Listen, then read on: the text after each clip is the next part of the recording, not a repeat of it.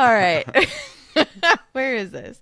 All right. Welcome, Smutters, to the Sibsreadsmut podcast. I'm Helen. Sibsreadsmut podcast? Puds. You remember Puds from... Oh, yeah. What a couple was weeks a ago. pud? It was What's like a pud? What is a pud? I looked it up. I don't remember now. Yeah, it's pulling your pud, pulling your wiener. Oh, masturbating. All right. Sibs Read Pud podcast. I'm Helen. I'm Ned. Grab your balls and bat while strapping on your fishnets and thigh highs. It's smut time. You're absurd. This is a podcast where we read, rate, review, and tell jokes while discussing our favorite dirty romance books.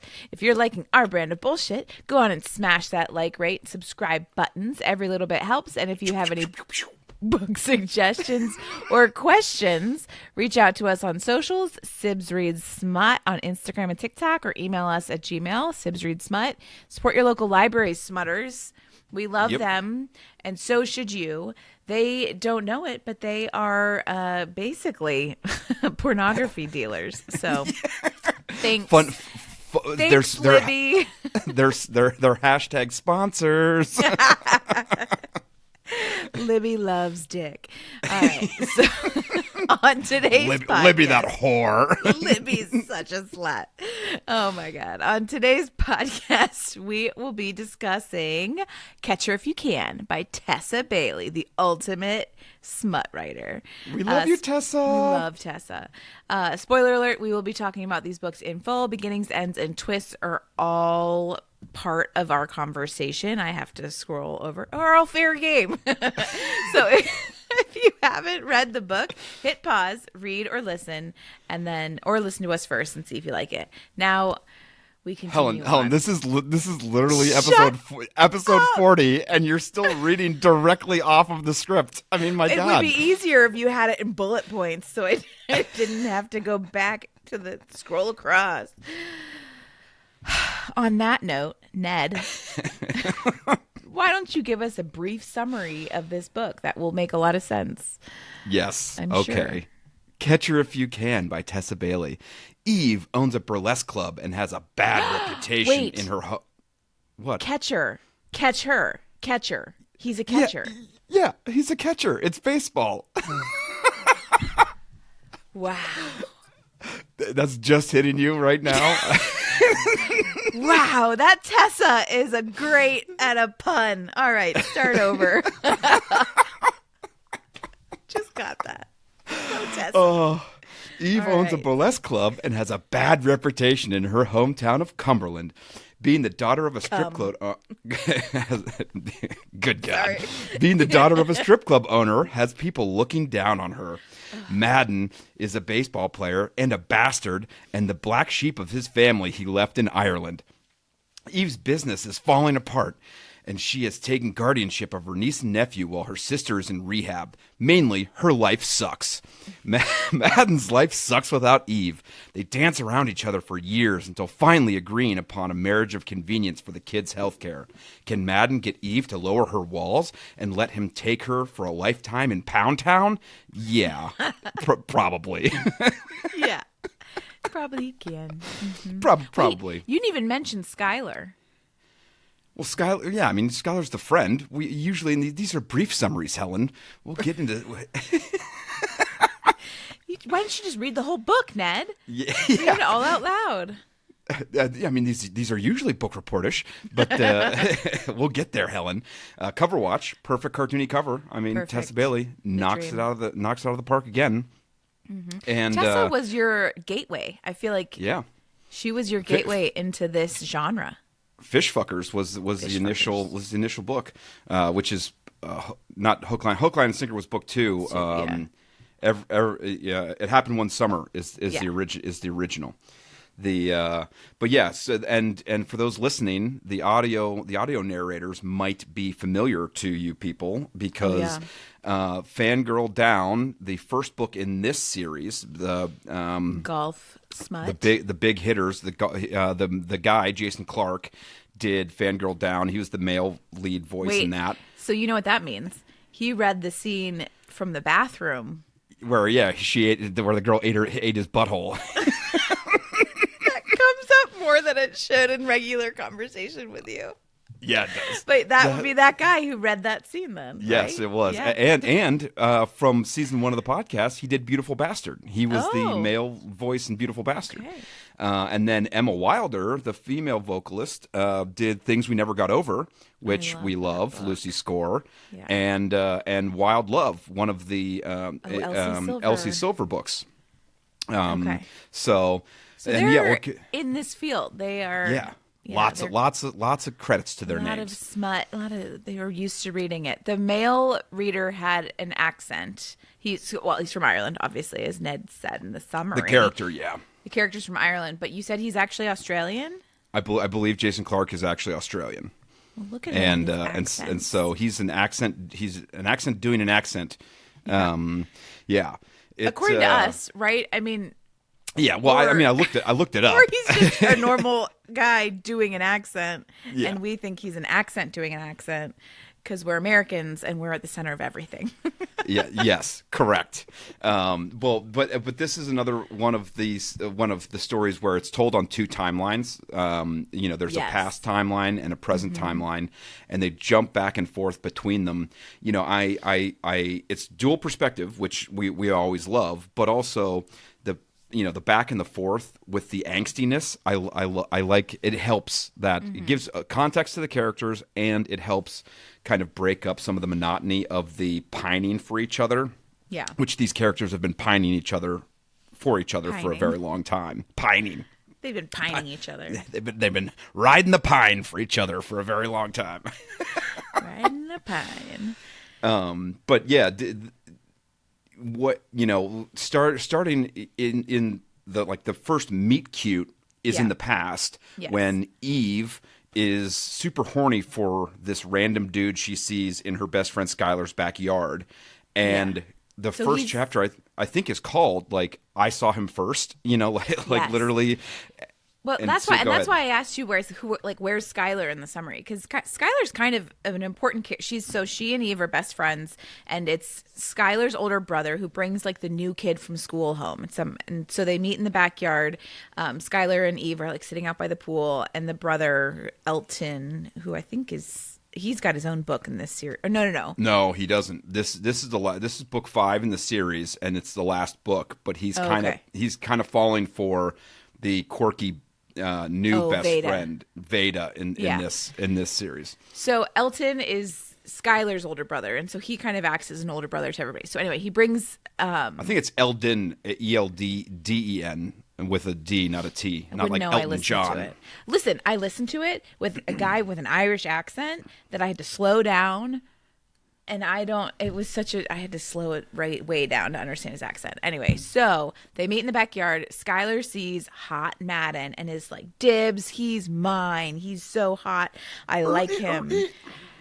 And then in the same day, I think he goes inside. Something happens. Is this later in the book? Regardless, Madden and Eve have a moment where they start to really like each other. But because Eve has already seen her best friend call dibs on this guy, and then also Eve, like Ned said, has a bad reputation. Her family has a bad reputation in this town because her dad owns a strip club, and people are always like, "Oh, are you going to strip for your daddy's club?" and all this stuff. When she works there too, so it's she that stank is rubbing off on her a little bit too. Stank, she's got that stank. Which we are pro sex work in this podcast. We are stans, allies, and so obviously people shouldn't be dicks to her, but people are dicks. So people are mean. So I think that so Eve sees Skylar put dibs on this guy, and she doesn't have a ton of friends in this town, so Skylar is her best friend, and she really relies on that relationship, and so between Skylar and Eldon, and so she's really hesitant to fuck up that friendship, so she never goes for Madden for a long time. And Skylar has had a crush on him this entire their entire 10-year their entire 10-year friendship. I mean, it's book 4 is Skylar's book where she is bringing a guy to the family reunion to make Eldon jealous and try to get with him. So that whole book 4. Skylar and Eldon are siblings. Oh no, I meant Madden. Yeah, whoopsie. Oh God. Okay, Ned. yeah. People already say enough about us. All right, that is disgusting. So yes, Madden. She brings a guy to make Madden jealous, and that whole book is her trying to make him jealous and falling in love with Robbie, who's a hockey player or whatever. These two books are very linked together because we find out that Eve, in the end of book 4, Skylar's book, we find that she is taking the kids in from her sister. Madden tells Skylar, like, listen, I'm not into you. I'm into your friend Eve. And like all of the book, this entire book is set up at the end of and throughout book 4. So that would have been helpful for me. I didn't know that. Unlike the rest of the series, these two books are very much linked together. The other ones can kind of be read as standalones, but this one had a lot of context come up in book 4 of the series. Well, it's big I did not read book 4. The series is big shots. Yeah. But that would have been but helpful.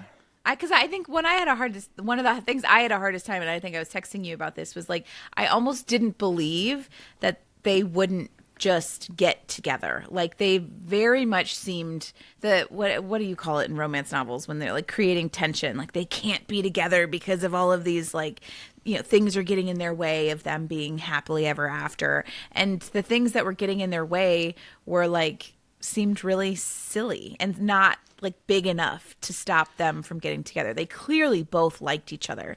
And I think the main thing was her friend Skylar, which that was cleared up pretty early on, where Skylar was like, listen, I like this other guy. He's all yours. I'm not worried about it. Like, I know you guys are probably going to end up together. And so then Eve is like, oh, okay. She never did say that. It wasn't until much later in the book where she went to the baseball game and actually had an in-person conversation with Skylar that they cleared all that up, which was, 70% into the book. Well, but there was a conversation earlier where she called Skylar to say she was marrying Madden for healthcare. So she took in her sister's kids. The one has asthma and needs like a lot of intervention now. That's getting diagnosed. And so it's like hella expensive. Don't get me on my soapbox about healthcare in America, but there we are. And so she needs healthcare. So she's going to marry. So Madden proposes to her so that he's a Yankee player now. So he can like. He just got drafted. Not drafted, but he just got brought up to the big leagues. So now he's the catcher for the Yankees, which led to one of my favorite scenes, which is the initial scene in the present timeline of Madden going over there and seeing the kids in the morning, and they had. At the end of book 4, they had a knockdown drag out where Eve was about to get on stage and strip to make money because the place wasn't doing well. And he got on stage, picked her up, carried her off into the back room to yell at her. And then there were just kids there. And he's like, who the fuck are these kids?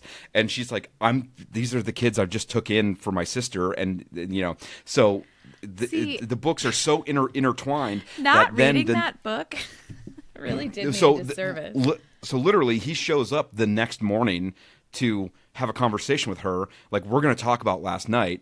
And she's like, I don't want to talk about last night. But the kids are like, he tells her, I just got called up to the Yankees. And she's like, oh, my God, and kind of flips out. And the kids are like, fuck the Yankees. The Yankees suck. Because they're Boston fans or whatever. And that scene just made me laugh. And she burns the toast. It was a very it reminded me of fish fuckers in that way, of like when they were trying to cook to cook the bolognese sauce. Set off all the alarms.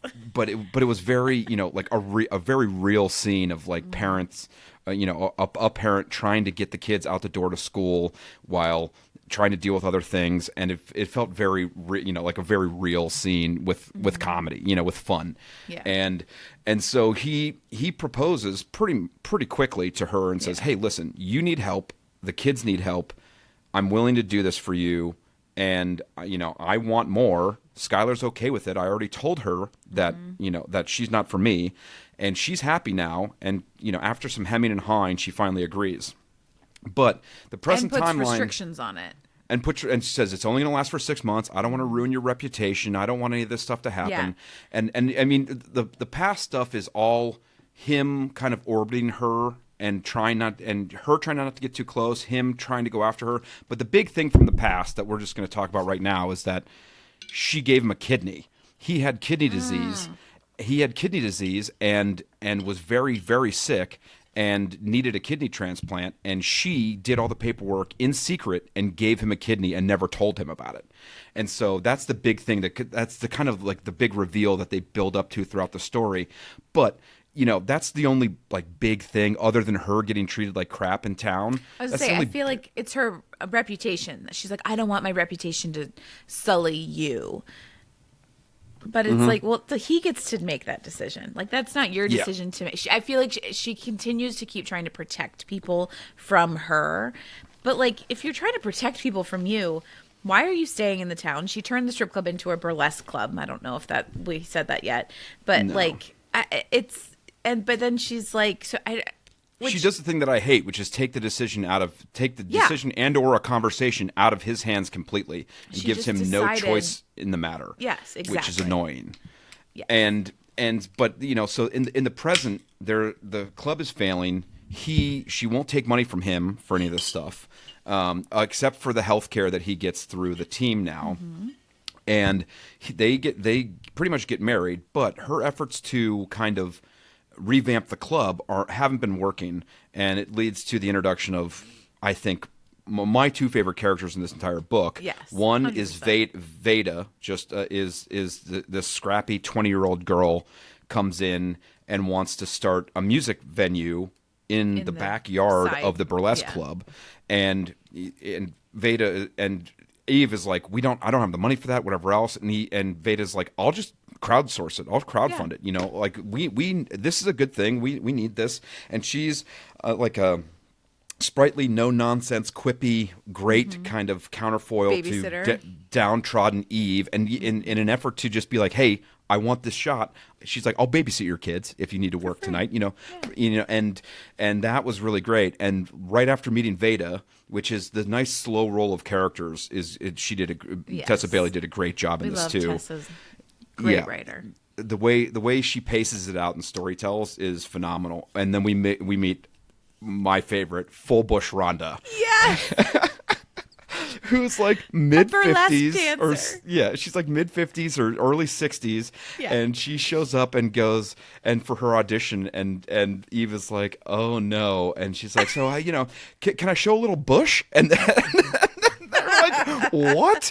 And she gets up on stage and absolutely entrances these two women doing her her like act. Doing her act for them, and they were like, wow, like, can I be her when I grow up? Like, she is hands down, and she's only in a couple of scenes, but she is phenomenal. She steals the show every time. Absolutely.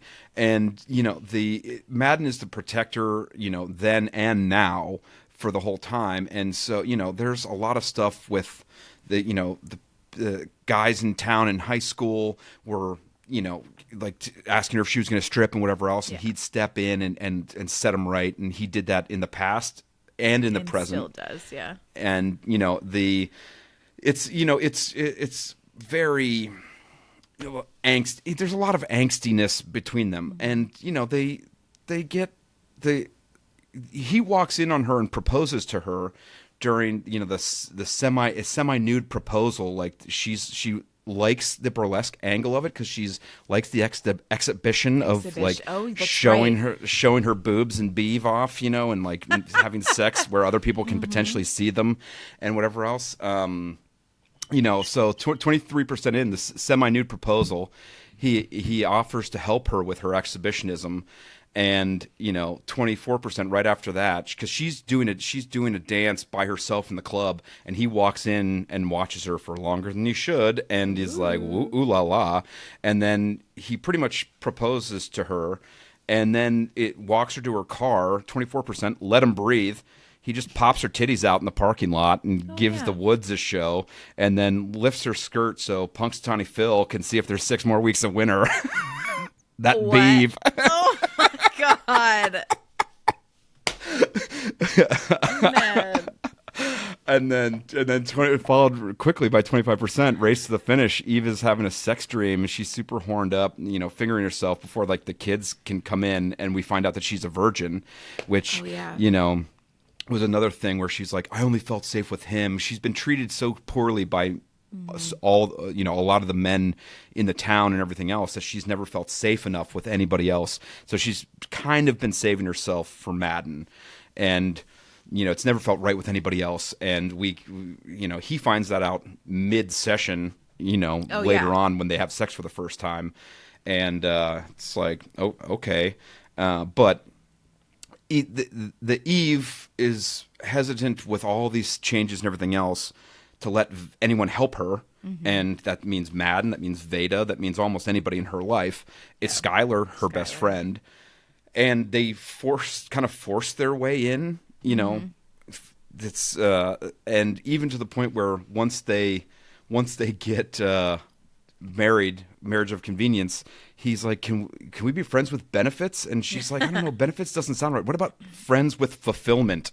And it's like they come up with these weird terms, like the 6-month rule, and she's going to sell the club if it's not profitable within a year, and that they have to keep this marriage secret, from everyone, and except for the witnesses, which is Veda and Eldon.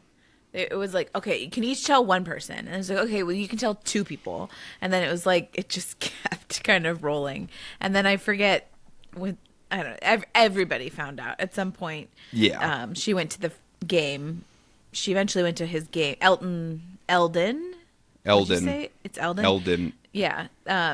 They all went to the baseball game to watch Madden, and he got hurt. Madden got hurt, and they called her as like he went to the hospital, and then they called her as his emergency contact, and so then like the media finds out. The whole team finds out. He tells the team in the locker room before that, and then she gets a call from the family coordinator, and she shows up to the hospital. And when they leave the hospital, the team hasn't been doing very well, and he gets trucked at the plate, hurts his shoulder, has to go in for observation.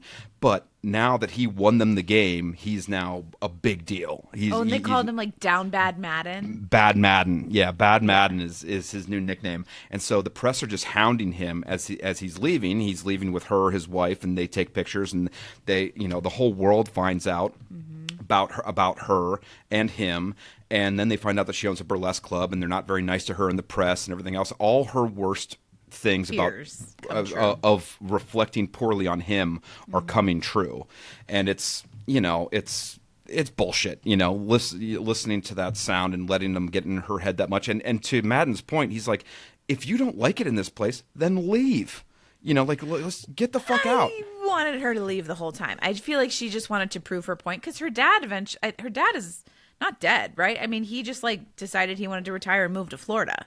And left her the club. So like, it's not like she couldn't do the same. And then, so she has the sister's kids. That is wrapped up in the novel, in like the book, by the sister eventually comes back and is like, I'm gonna take the kids back. We're gonna go to this like not halfway house, but like a place where single moms can be with their kids and recover at the same time. It's in North Carolina, so it's kind of far away, but we will come back if you're still here. Like her dad left town, her sister's leaving town. Like, why can't she leave this place? I think it was just her stubbornness of wanting to prove the town wrong and everything else. And honestly, as soon as she proves the town wrong at the end, once the town finds out that she willingly and anonymously gave up a kidney for Madden, she now becomes the toast of the town. And she pretty much immediately looks at him and goes, okay, yeah, I can leave now. And it's like, really, you cared that much about what these people thought that you waited until then? I mean, and maybe that wasn't the full circular, come around that she was waiting on, but it seemed like that, and that wasn't, that wasn't great. And then at the end, she just moves out, moves to New York with him, and then at the end of the book, they are he gets traded. He gets traded to Milwaukee, and so they're now living there, and it's great. And unlike other books too, they go, yeah, we never plan on having kids or whatever else, which was, I thought, a great kind of counterpoint to a lot of the books we read where there's an accidental pregnancy or someone ends up pregnant or whatever else, and where they have like breeding kinks, and it's like, okay. And yeah, but it was good in that way. And I mean, you know, other than the angstiness of and her not giving him a choice in all of the stuff that she's doing, and at the height of everyone giving her shit about the marriage and being a, you know, potential bad look for the baseball club and everything else, she decides to get on stage and do her burlesque act. Yeah. And in a feat of, I'm not going to tell her what to do, I'm not going to stifle her, Madden goes out and dances with her on stage and takes his shirt off. Yes. And she, you know, and burlesque isn't about, you know, the full nudity or whatever else. So she very coyly dances around and doesn't even show that much, but has a very sexy dance, and he lets her, you know, let her and he gets voyeurism to be a flag part fly. of it. Yeah, he knows that she likes to be an exhibitionist, and so he like joins her, which I really liked that. I loved that. Like, I feel like in a lot of these like romance novels, it's like, oh, I am man, you are mine, I own you now, and it was like, no, he's like, this is a passion of yours, you own this business, I'm gonna join you where you are. I loved that, and I want to get back to full Bush Rhonda. Yeah. So At some point, we need to talk more about her. So you'd be happy if Ben got on stage and flounced around for a bunch of hussies. Listen, burlesque is not my thing. If I was on stage doing Kelly Clarkson karaoke and Ben got up and joined me, absolutely. I'd be thrilled. That's karaoke, not you know, side ball. You know, but that's her passion. Like, she genuinely, like, she changed it from a strip club to burlesque. That I thought that was an intentional change. I mean, It was. Yeah. So that was something that she's passionate about. She enjoys exhibitionism. I don't. And yeah, that's my point, is that, yes, you know, let your kinks fly for sure. Yeah. But I don't think I could handle that in a relationship for sure. I mean, what if Ben was a stripper? Would I get on stage and strip with him? Or just even like that he was stripping in the first place. Yeah, I'm sure I would. I love it. What was that movie we loved growing up? The Full Monty. Do you remember? Oh yeah. Oh that yeah. movie was so good, and the fact that we watched it like with mom and dad often, I feel like we watched that movie like 25 times. We watched it a couple of times for sure. Well, with them, yeah. I remember watching it a couple times. We never saw penis, right? I don't think so. Maybe butts. No. But no, you saw butts at the was end. Great. I loved that movie. Hashtag Full Monty. The Full Monty, bring it back. Why are they remaking that movie? I feel like they're remaking everything else. I think it came out as a stage play. I think they made a stage play. They did. It was in London for sure. I remember that. Yeah. But so yeah, so I like the unique ending, you know, of them deciding that they never wanted kids and whatever else, and being able to have their found family together. You know, I enjoyed that a lot, and the, you know, full Bush Rhonda, like you said, she has like 3 or 4 distinct scenes in the book, and she has her initial like rehearsal or not tryout audition, for audition, and which is great, and then she has her first show, like live show, where all of her grandbabies put her on on Instagram and TikTok, and got like a full bar of people to show up. The first time she ever packed the bar, and she tells Eve at one point too. She goes, honestly, I don't dance for the men. I dance for the women, so that they can see a woman who loves her body and loves what she can do with it, and whatever else. And I thought that was a beautiful, powerful statement. I loved her. She was great, and this was like a second career or something, right? Like, didn't she do something else? She was loaded, right? She was like independently wealthy. She called in sick one night, and she was like a tech girl who started her own like tech company or something, or she was a day trader or something, and she made a shitload of money. And so she like calls in sick one night, and they're like, "What's going on?" She's like, "My dog ran away, and I need to go look for my dog." So Veda and Eve were like, "We'll come help you." Oh, and the dog's name. Do you remember what the dog's name is? I'm looking for it in my notes. Oh, it was cup size or something. No, like, it was something inappropriate. And then she realized she had to call the dog that all the time. But she so they go and they like help her find the dog, but they show up at her house and it's this like huge mansion with a huge long driveway and like all of the shit. And they're like, wait, what? Why are you working at the burlesque club? And she's like, oh, I just do it for fun. You know, for shits and gigs. Yeah, this is not I'm not doing it for the money. And they were like, okay. And then they do end up finding the dog. And Ned needs to find this dog's name because it was very funny. Do control find and just search dog. It was something funny, like not cup size. Pocket Rocket. Pocket Rocket. His name was Pocket Rocket. It's a teacup poodle they named Pocket Rocket. Oh, man. So great. good. I swear, this is why I want to be friends with Tessa Bailey in real life. The shit that comes out of her brain onto the page is fucking hilarious. First of all, to write the character Full Bush Rhonda, obsessed. Full Bush Rhonda's dog is named Pocket Rocket. Are you kidding? Yeah. Like, so good. Tessa Bailey just sounds like a good time. I want to be her friend. The and then I think that's the last of that, and throughout this whole story too, Veda, the bestie in this book, and Eldon are kind of an on again off again sort of thing, and I looked it up trying to see if there's going to be a book 6 for them, and apparently this is the last book in the series. Okay. There will not be another book with them. But I liked how they were kind of dancing around each other. Was there enough? Yeah. Was there enough for another full book? I don't know. It kind of resolved where they were to get at the end. Veda and Eldon are sleeping together, so like they kind of get together in this book anyway. But I was like, okay, but I liked Veda, and I would have liked to see more of her in this book. Eldon, I could kind of take or leave. But and that's what. So when Eve decided to leave town at the very end, she sold the club to Veda for $1. Like the whatever. Yeah. Over 10 years. Yada yada. But so Veda was kind of an angel. I mean, just sort of like delivered to Eve on the beginning of the story. It's like, I have this business idea. I'll babysit your kids for free if you hear me out. And then it was just gone from. And she was a great character. She was very supportive and had a lot of good ideas. So I liked her.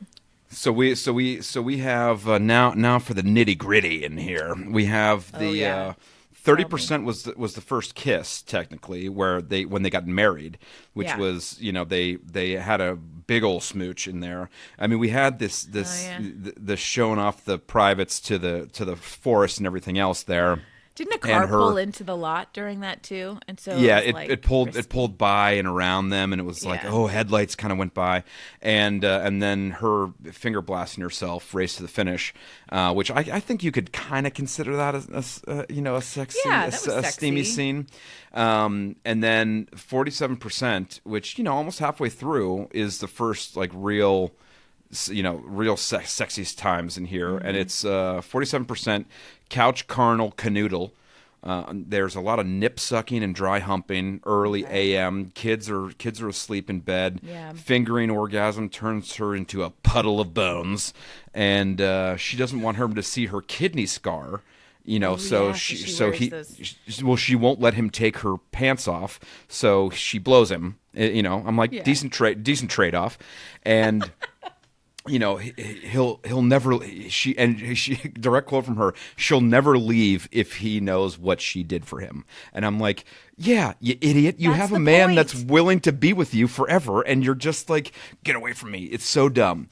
But Madden opens the curtains so anyone can look in while she's blowing him, like right in front of the window, and then she just takes a mouthful. Okay, good on her.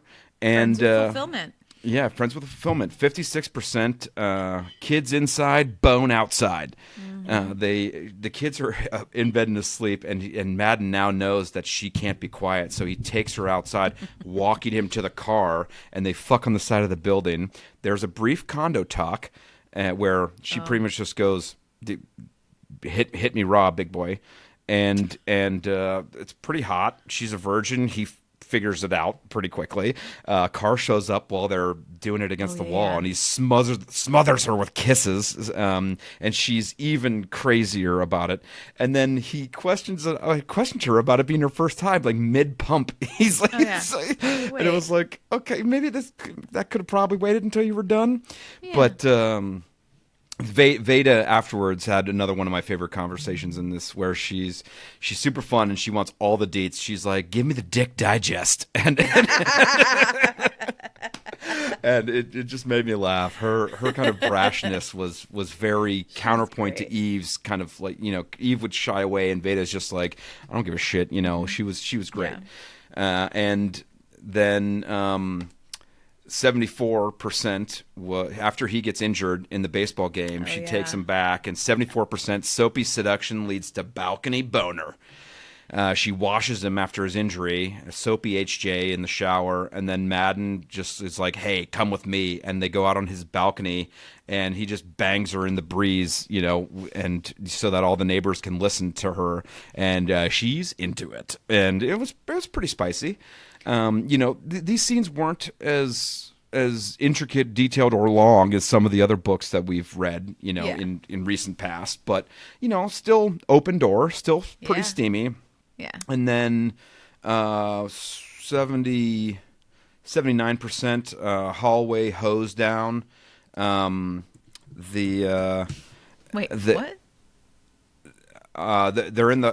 She goes to get like water or something during the middle of the night, so he just like is so overcome with her not in bed that he like finger bangs her in the hallway. Shoulder be damned. And then he fake records her on his phone so she can get her kink on, of being the exhibitionist type thing. And then she wait, what did I even write here? She gets off when he says, she orgasms when he says he'd make a mint by putting her beeve online, selling pictures of her online, and she just explodes all over the place. And they're really kind of upselling the voyeurism, exhibitionist kink, and the 92%, I think this is the last one in the book, is the striptease spearing, bobbing for clitorati. He What? They dance on stage together. They have an emotional jizz fest before an actual jizz fest, and then he eats her out like he's bobbing for apples. And I was like, bobbing for clitorati? Clitori? The plural of clitoris is clitorati. Clitori. And they bone in the back room of the burlesque show. And it slows it down. It's polite, sensual. Carries her off stage, and then they're just gone for a while. I wonder what it could be. Slows it down, puts some polite, sensual boning, ball slapping fun, and that's pretty much the end of it. I think the epilogue is like 7 years later. She went back to school and got her business degree and opened an interior design business. They don't have any kids. Most of their, I think Eldon ended up moving to Milwaukee with them. So like they have their found family around them in Milwaukee as well. I thought it was a fun ending. Where would you put this on the spice-o-meter? 3. You're gonna not one of the options. I know. I would say, what are the options? Low, medium, and spicy. Tame, medium plus, spicy. I would say medium plus. I'd spicy. No, I'd go medium plus for sure. Yeah. I don't think it's. There were not that many sex scenes. I mean, 1, 2, 3, 4, 5. I mean, there were 5 real sex scenes, and then the masturbation one, so 6. And that's, that's respectable. It's a respectable number. 6.5. Yeah, 5. 5.5. Average length. That would be like if Taylor Swift wrote a romance novel. It would all be these little quippies. Is this your favorite Tessa Bailey? Ooh, no, no. I have some other Tessas that I adore, so this does not make the top of my list. It's good. I mean, it's good, but I think the side characters make this book better. I think there are better iterations. The one where the girl, the main woman is a clown, a children's clown actor, which we had on the list, but you wanted to read this one because it was new and you hadn't read it yet. Made it on the list instead of that one. That one was Fix Her Up or something, right? Yeah, or no? Fix Her Up or Fix Her Up. Yeah, yeah. That is up there for me. And because the characters are good, and Fish Fuckers, It Happened One Summer is up there, top 5 for sure. I mean, this is good. It's not my favorite of hers. She has such a large list of books too that it's hard to pick a favorite. But this is definitely worth it. Well, I read it already. I mean, I had read it. Well, I made you reread it because I wanted to read it.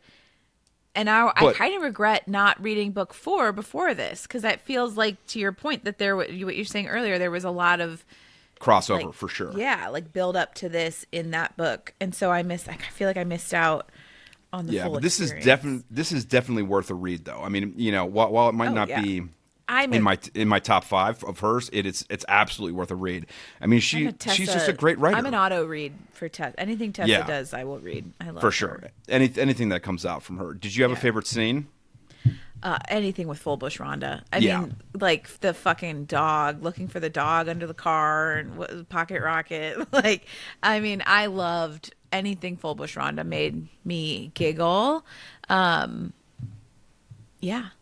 I think that, and then I really liked Veda. I liked her, I just liked, she was a real sassy attitude. Yeah, she's sassy. Those would definitely be my favorite ones. I liked the backstory once Madden got into his aunt and the family and their family in Ireland and the kidney stuff. So there was a lot of background stuff that there was some depth in there for sure. But I feel like it took a while for it to come. It felt like they were building towards it so much that by the time they peeled back the layers and it was all revealed, I was like, you could have just told me this 100 pages ago. You could have told me this up front. I don't know. What was your favorite scene? Probably Full Bush Rhonda. Yeah, I love Full Bush Rhonda and Veda. My notes even say almost anything with Veda and Full Bush Rhonda for sure. Yeah. And then that sheer normalcy of the initial breakfast and school bus drop off was just so Well, your experience because you have little kids. Yeah, but it was so real in its kind of daily monotony, but told in a fun way. I really enjoyed that, and because like we said, there are elements of this where it's stuff that I just don't like. With a single conversation, could have solved a lot of this angst and everything else, and her not giving him a choice in the outcome of their relationship really aggravates me. Mm-hmm. So, having little snippets of just realness and, Full Bush Rhonda being kind of a bastion of, loving your body and everything else was great. Chaz, the intern, put together some discussion questions. And so let's run through a couple of these real quick. Is He's Loved Her Forever the ultimate romance fantasy? Me? No. Do not love it. Yeah. I mean, it's the pining over somebody for so long, and it's sort of figure it out and either move on if it's not going to work, or try. At least try. And if it works, great. If it doesn't, okay, then you have your answer. The secretly pining away for a long time, and not even so secretly, is kind of exhausting. So definitely not my ultimate romance fantasy, but could be some people's king. Yeah, and I had just I was telling you right before we started recording that I had just finished book 2 in the the Favorites series by Elizabeth O'Rourke, My Favorite Lost Yeah. Cause, where he, the stepbrother, had been pining away for his stepsister for, like a decade or whatever else, which, okay, a little weird, Yeah. but and not blood related either. So there's no, weirdness going on there. But that pining away stuff, I don't love it. Question number 2. Marriage of convenience, adorable or administratively exhausting? Okay, I love that question. It's a great question. Administratively exhausting. Yeah. It is funny. So Ben wanted me to get married, like officially married, like a year before we actually not even a year. We were only engaged for 10 months, but he wanted to get like married immediately for my healthcare. So it's like actually, I think, a pretty common thing. And don't get me started about healthcare in America. This is your second time saying that this episode. Listen, I'm a medical social worker. Like there's a lot there that I feel strongly about. We can talk. Not you, because you've heard it all. But if anybody wants to DM me or actually email our Gmail account, you would be the first. And just kidding. We can get into a real healthcare discussion. I think a marriage of convenience could be adorable. In this case, it felt administratively exhausting. It felt like, especially because at the beginning she was like, we can get married. I need your healthcare, but it has to be secret. Like she put all these stipulations on it. A lot of rules That it was like, okay, it didn't seem fun or cheeky. So it wasn't my favorite like form of fake marriage. I think I like fake relationships as a trope in romance novels, but this didn't feel like that. This felt administrative to the point of the intern's question. Question number 3. Wait, you didn't give your answer. No, administratively exhausting for sure. I mean, all the stipulations to your point and everything else it felt that way. And and honestly, the marriage of convenience to me almost always feels like that. It's never, it's never usually, because if they actually do get married, if it's not just like you said, fake dating or whatever else, it always is for reasons other than they actually like each other. In this case, they did like each other. They're just using it as an excuse to kind of push each other. She's using it as an excuse to push him away. And administratively exhausting. Number 3, protective versus controlling. Where's the line? I don't know. You tell me. I don't know. He gets in kids' faces in high school and pushes them away. Yeah. I thought that was this side of the controlling line. I thought that was protective of him, the good side. And when one of the same guys confronts her in the present timeline, outside of the kid's school, he gets in his face again. And I thought, once again, protective versus controlling. I mean, if he actually would have hit the dude and whatever else. But even then, he's not controlling her. He's protecting the situation.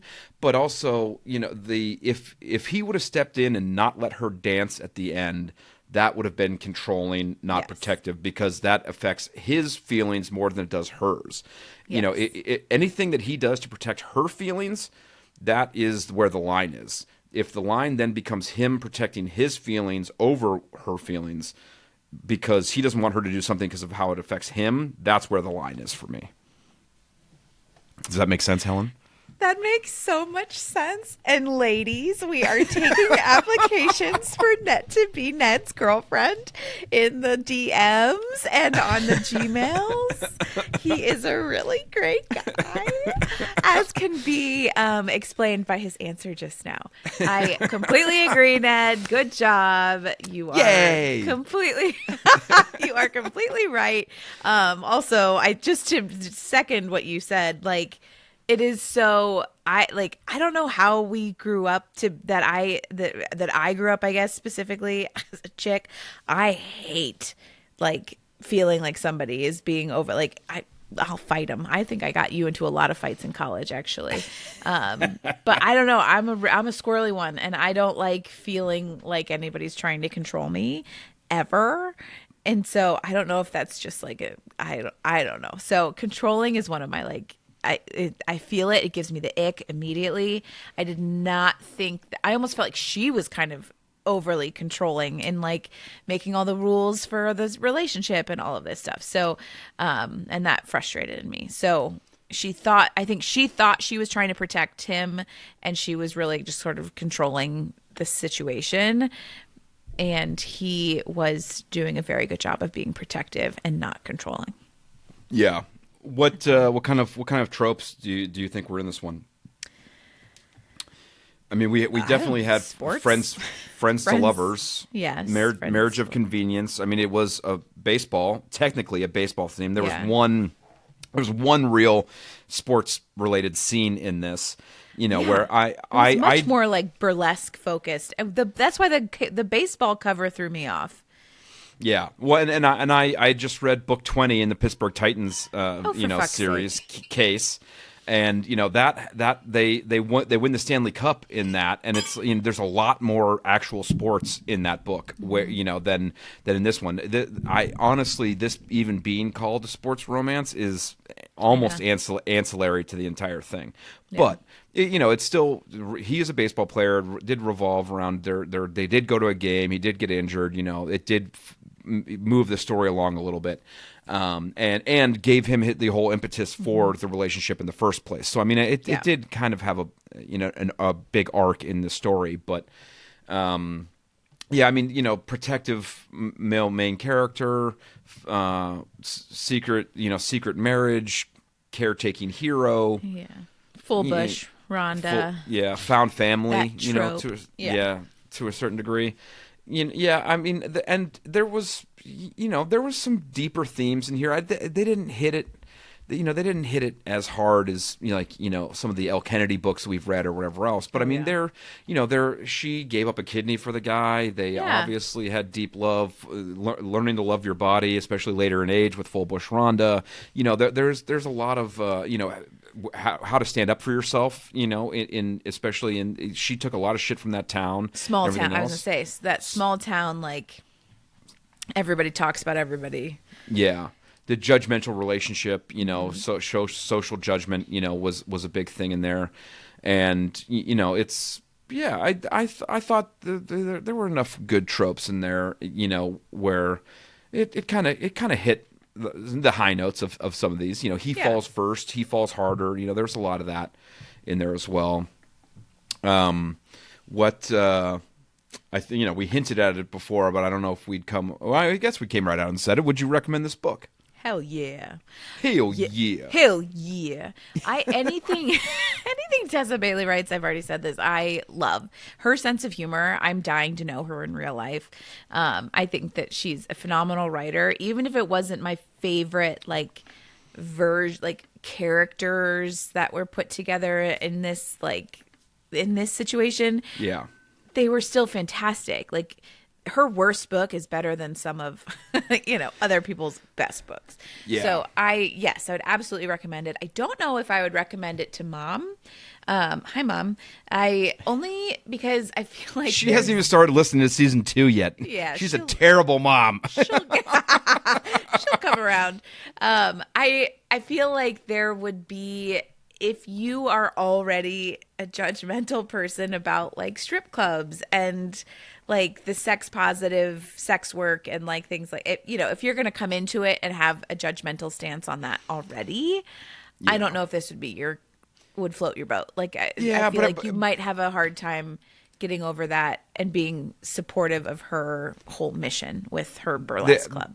Yeah, and even so, I mean, the burlesque club in and of itself is not stripping per se. I mean, and honestly, the exhibitionism and voyeurism kink, I think could be a problem. And that to me is even different than the burlesque club, because there's one scene in the burlesque club where she kind of flirtatiously takes her top off and whatever else. But I mean, the other stuff, fucking outdoors and in front of where people can see and everything else. I mean, that if that gets your goad, if that's not your kink, then maybe this ain't the book for you. But no, it's a definite recommend for me too. Yeah. And have you read anything else this week that the audience Thank you should for know asking. about? I was just going to tell you to ask me that question. Okay, I have a lot to talk about this week. Thank you. All right, I am watching, not reading, Well, I'm reading Yesteryear, which is like a trad wife, very hot novel right now. Everybody has opinions. I saw it on the library. I haven't gotten there yet. It is so. I bought it. I like my work bestie. I was like, do you want to go to lunch? She was like, no, we're going to Barbara's bookshop on the first floor of the hospital, and you are buying this book. You have to read it. So I'm currently reading Yesteryear. It is a page turner. I don't know how it's going to end. Cannot wait to finish it. And I'll make sure I get it before it goes back. Yeah, it is a good one. And it's not it's like a sort of a mystery trad wife thing. Not even a mystery. It's fiction. It's straight fiction. Or is it? Well, anyway. And then the best. I am watching Off Campus on Prime, which we just talked about it. What, like a few weeks ago, right? The Deal. Yeah, a couple episodes ago. And so that book. So there's. I just finished book 2 a couple weeks ago. I read book 2 in that series too. Who are the characters for book 2? Book 2 was. Keep talking about the show while I go back and find it on my list.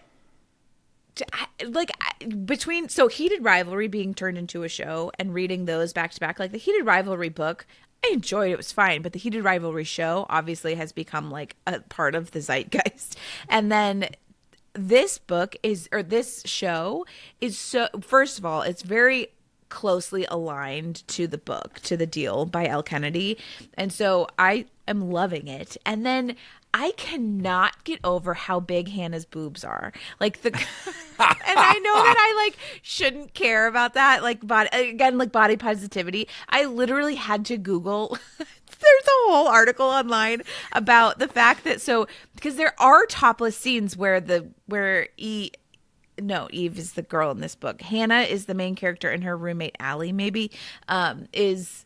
Like Allie, the roommate's walking around topless, and they show like the guy's butts like, for nudity, but Hannah has these huge gazungas and wears like low cut tops and is gazungas. They are large and in charge, and maybe I'm just jealous, probably, but I was jelly. I'm like, damn girl, those are out there, but they never show her topless, and so at least not yet. I'm not done, but not yet. And according to this article that I read, when they auditioned Hannah versus Allie, the roommate, Allie's character was like, this is a nude, like there are nude scenes for this character. And for Hannah, everyone who auditioned knew that it was not nude. There was like no full on nudity. No nudity, yeah. Yeah. So that like they couldn't have done it because people auditioned for the roles based on nudity. The show is good. I love the chemistry. Hashtag Hannah. Helen wants to see your boobs. Hannah, show me your boobs. I am tickled pink. The show is great, and I've heard other people be like, it felt forced. Read the book first, all right? Book 2 is Logan and Grace. So his roommate Logan.